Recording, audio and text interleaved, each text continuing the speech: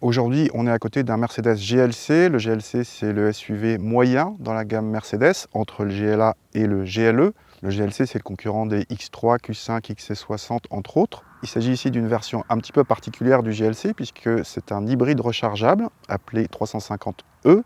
Hybride rechargeable donc qui peut rouler à l'essence et à l'électricité.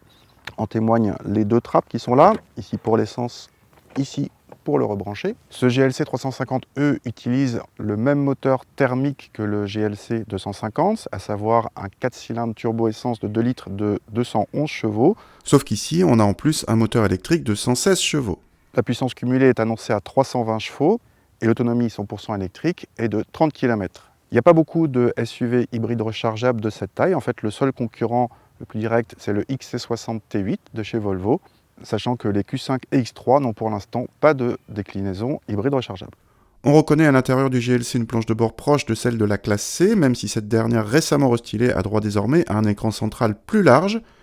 Celui-ci n'est pas tactile sur le GLC et se commande à la molette. La présentation est flatteuse à l'œil, mais les matériaux sont plus cossus dans un X3.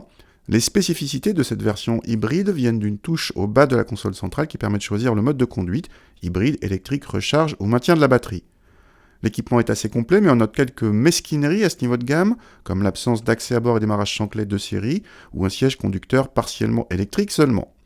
À l'arrière, l'habitabilité est légèrement inférieure à celle d'un XC60, mais supérieure à celle des X3 ou Q5, et permet à deux adultes, même grands, d'être vraiment à l'aise. Le coffre batterie oblige perd en contenance par rapport au GLC thermique et descend sous la barre des 400 décimètres-cubes.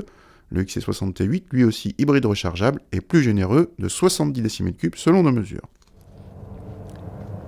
Il y a une bonne nouvelle au volant, c'est que les 320 chevaux, on les ressent bien. Ils sont bien là. C'est pas 320 chevaux théoriques dont beaucoup serviraient à consommer moins. Non, selon le mode de conduite, notamment si vous mettez en mode sport ou sport plus, ça accélère fort, ça relance vraiment bien, y compris à haute vitesse. On a mesuré cette voiture à moins de 27 secondes au millimètre départ arrêté. C'est pas aussi fort que le XC60 T8, et c'est logique parce que ce dernier a 70 chevaux de plus.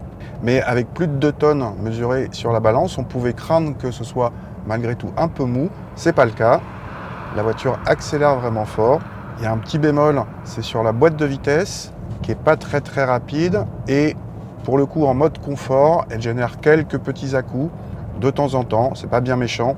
Pour la partie châssis, pareil, plus de 2 tonnes sur la balance, mais on les sent pas beaucoup. Alors il faut dire qu'ici on a une suspension pneumatique qui est de série avec la finition Fascination et des roues de 20 pouces. Au total, ça donne une voiture qui est assez dynamique. C'est pareil, c'est un petit peu moins dynamique que le XC60 T8, mais ça reste pas mal du tout. Dans cette configuration avec suspension pneumatique, on a en plus un très bon niveau de confort. Bref, ce GLC 350e, c'est à peu près tout faire. À peu près partout, un peu moins bien que le XC60 T8, que ce soit en performance, en dynamisme ou en confort, mais c'est vraiment très bien. Reste à voir pour la partie consommation et prix, on va voir ça juste après. Question consommation, on ne répétera jamais assez que les chiffres d'homologation sont irréalistes, sauf à ne faire que des petits trajets et à recharger la voiture très souvent. Nos mesures indiquent d'une part une autonomie réelle de 18 km en tout électrique, sensiblement inférieure aux 25 km d'un XC60 T8. En mode hybride, selon la charge de la batterie et le style de conduite, la voiture peut se contenter de 7 litres, un chiffre excellent pour la catégorie, mais battu par le XC60 T8, décidément.